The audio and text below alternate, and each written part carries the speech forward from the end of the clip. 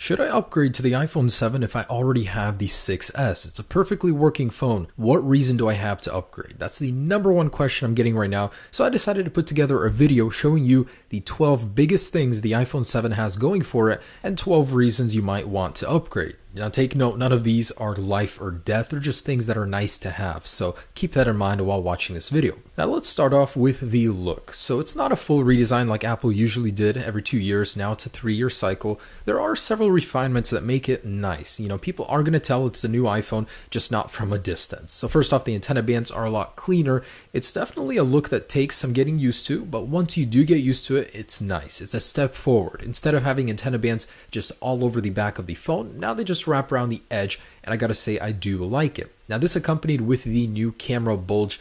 It's certainly a different style. Now I like it. I've heard so many mixed opinions on this, so really it's up to you, but I think it's a great step forward for the camera. The camera sensor itself is bigger, so Apple had to find a way to disguise it and melt it into the body, hence that change. Next up is the new color.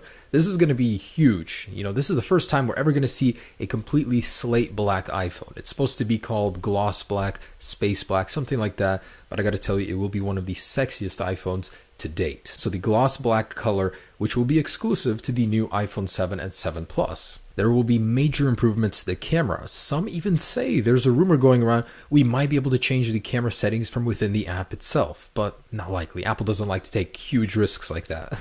But anyway, so the camera is going to see some major improvements in low light photography thanks to the larger sensor itself and larger aperture. So that and optical image stabilization on the standard 4.7-inch model. Now the larger iPhone 7 Plus is going to see 12 megapixel cameras, just 2 of them, to get better quality. Yes, Apple is getting rid of the headphone jack. In its place, we're going to be seeing a second speaker on both models. So that means we're going to get a lot better sound. It won't be quite your Bluetooth speaker, but you'll certainly hear it more in a crowded room. Unfortunately, a higher screen resolution isn't going to be happening, but there will be other improvements to the display. So the color gamut is going to be upgraded to a P3 spec, and we are going to be seeing a new True Tone display on the iPhone for the first time. So this was originally introduced on the iPad Pro 9.7. It's basically night shift, but calibrated to your current environment, not by time. If you guys need cutting edge and fast, the new iPhone 7 and 7 Plus support the latest standard 450 megabit download speeds over LTE.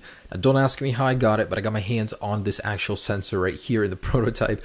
And yeah, it's actually Intel's very own creation. So Apple was partnered with them. It's going to be very fast. For the very same price as a 16 gigabyte 6S, you'll be able to get a higher base storage 32 gigabyte iPhone 7 for the very same price. Also, the max storage will be upped to 256 gigabytes to match the latest iPad Pro. Apple has heard your prayers and they are making the battery bigger on the 7. Now it's not a massive upgrade, but certainly better than downsizing like the 6S did. So a 1960 mAh capacity on the 7 and 2910 on the iPhone 7 Plus. Next up is a 3D Touch home button. So this one will have a lot of additional features that will come with it software wise, but it'll just be a virtual home button. No more physical clicks, which will help with the water resistance, which I'll get to in a second.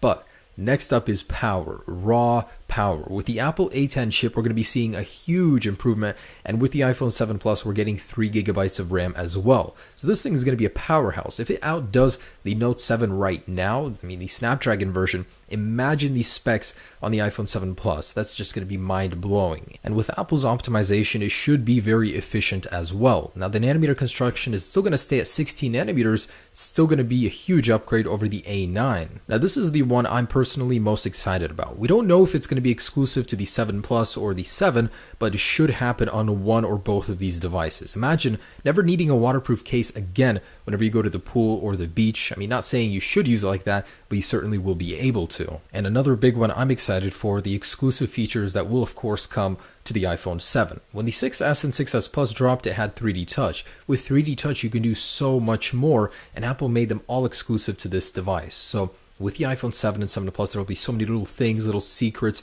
that we'll be able to discover in the software that will be exclusive to those devices. And I'll be sure to share all of those with you. And wrapping this up, I just want to say going from the 6S to 7 isn't as justifiable as going from the 7 to 7 Plus. So while it will be quite a big upgrade, it's just smaller things. They're not huge. And of course, we know this with Apple. They like to upgrade and take their time on these little things, but we'll have to see. Just a few more days to go, guys. I am so excited. So stay tuned for everything that'll come with the release. Have a great day, guys. Stay tuned. Peace.